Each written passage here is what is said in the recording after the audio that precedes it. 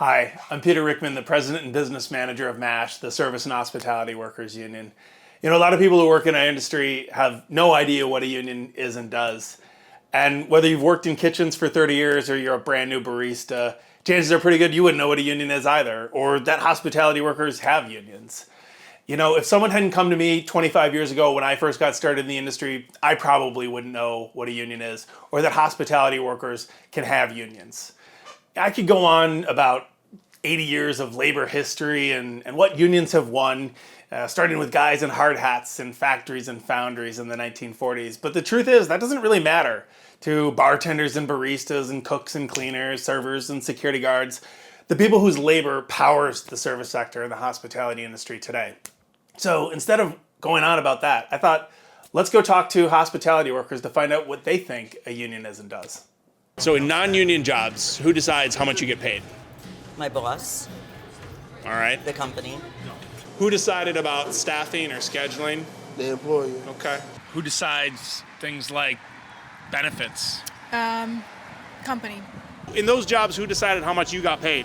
Employers. They also determine my raise. To have a union, you have somebody that's going to stand behind you. It's not just you as an individual, it's you as a unit. So as a union, it's like a unit of people that's standing up for their rights. Stronger together, right? Yes. So why did the employer get to decide those things? What do they got that you didn't? I would say power or authority. I guess they felt because it was their company they could do what they wanted to versus to take the opinion of the workers who actually work and have to get the product out. So why does the boss get to decide? What do they got that you don't as an individual worker? The power, the authority to make those decisions.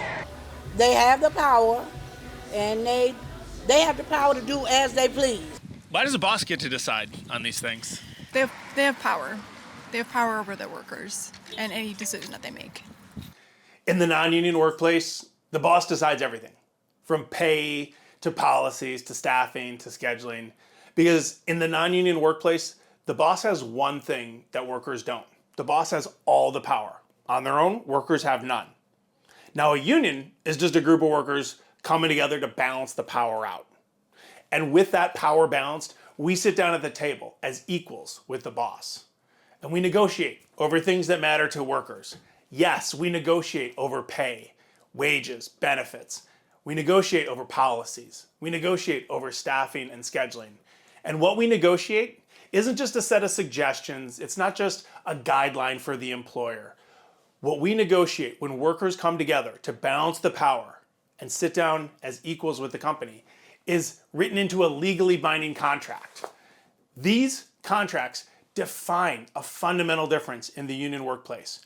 Workers have power. Workers have rights. Workers have dignity. And I can't think of something more important to hospitality workers than to sit down at the table with our employers as equals and negotiate a legally binding contract that can turn our jobs into livelihoods.